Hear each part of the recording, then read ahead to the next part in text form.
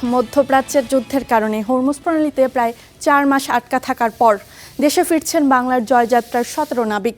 এ বিষয়ে জানাতে শাহজালাল আন্তর্জাতিক বিমানবন্দর থেকে যুক্ত হচ্ছেন সহকর্মী সৈয়দ তামিম মাহমুদ। তামিম, নাবিকরা কখন ফিরবেন তা বিষয়ে আমাদের জানাবেন। প্রায় দীর্ঘ 4 মাস পর আটকে থাকার পর কিন্তু আজ 17 জন নাবিক বাংলাদেশে ফিরছেন দক্ষিণ আফ্রিকার ডারবান থেকে। তারা হরমুজ প্রণালীতে আটকে থাকার পরে পরবর্তী যখন তারা এখান থেকে হরমুজ প্রণালী অতিক্রম করে তারপরে কিন্তু তারা ডারবানে দক্ষিণ আফ্রিকার ডারবানে তারা তাদের যে জাহাজে মালপত্র নিয়ে সেখানে যান এবং সেখানে কিন্তু ডিসচার্জ করার পরে তারা ওইখানে 17 জন যে 31 জন নাবিক ছিল তার মধ্যে 17 জন নাবিক আজ ওখান থেকে ডিসচার্জ হয়ে দেশে ফিরছেন। আজ বিকেল 5টা 25 নাগাদ এমিরেটস এয়ারলাইন্সের একটি ফ্লাইটে তারা দেশে ফিরবেন বলে আমাদেরকে জানিয়েছেন বিএসসি কর্মকর্তা।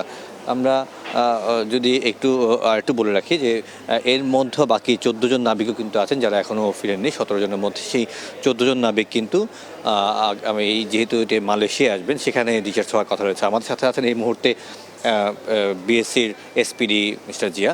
আমরা কথা বলতে চাই তার সাথে। এখন নাবিকদের কি অবস্থা, কি করছেন? ধন্যবাদ তামিম সাহেব, আপনাকে স্টার নিউজকে ধন্যবাদ জানাচ্ছি। Actually it was a long challenges for us. They were standard about 4 months at Hormuz straight.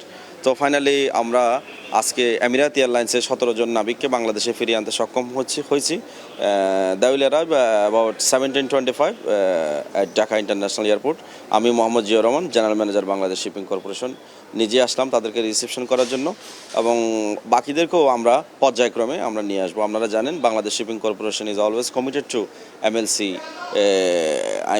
যে রিপিটেশনের যে ধারা, যে রেগুলেশন, আমরা এটা কমপ্লাই করতেছি। যে আমি যেহেতু অনেক দিন ধরেই আটকে আছে, তাদের সাথে মানসিকভাবে কি অবস্থা, তাদের কথা হয়েছে কিনা? ধন্যবাদ আপনাকে। যে আপনারা জানেন Bangladesh shipping corporation with the continuous blessing ministry of shipping, specially আমাদের মিনিস্টার রবিউল স্যার এবং আমাদের সেক্রেটারি জাকারিয়া স্যারের নির্দেশনায় আমরা ওদেরকে কন্টিনিউয়াস গাইডেন্সের মধ্যে রাখতেছি। ক্রু ওয়েলফেয়ার, ক্রু ম্যানেজমেন্ট, যেটা কোনো ছিল না, ওদেরকে হাই স্পিড ইন্টারনেট দেওয়া হয়েছিল, ওদেরকে এক্সট্রা প্রভিশন ভিক্চুয়ালিং অ্যালাউন্স দেওয়া হয়েছিল, ওরা যাতে কোনো কারণে ট্রমাটাইজ না হয়, ওরা যাতে ওদের মনোবল ফিরে পায়। আমরা কন্টিনিউয়াস আমাদের কমোডর মাহমুদুল মালেক স্যারও যোগাযোগ করতেছিল যারা মনোবল শক্ত হয় এবং ভালো আছে তারা। শুনছিলেন আসলে যে যারা নাবিকরা আছে তাদেরকে সব ধরনের অ্যালাউন্স দেওয়া হয়েছে এবং বাড়তি যেহেতু যুদ্ধকালীন পরিস্থিতি সেইকালীন তারা যাতে কোন ধরনের মনোবল না হারায় সেই জন্য সব ধরনের ব্যবস্থা কিন্তু বিএসসি পক্ষ থেকে করা হয়েছে। এই ছিল আমার কাছে সবশেষ সংবাদ। ধন্যবাদ তামিম। এতক্ষণ জানছিলাম নাবিকদের আটকে থাকার সবশেষ খবরাখবর।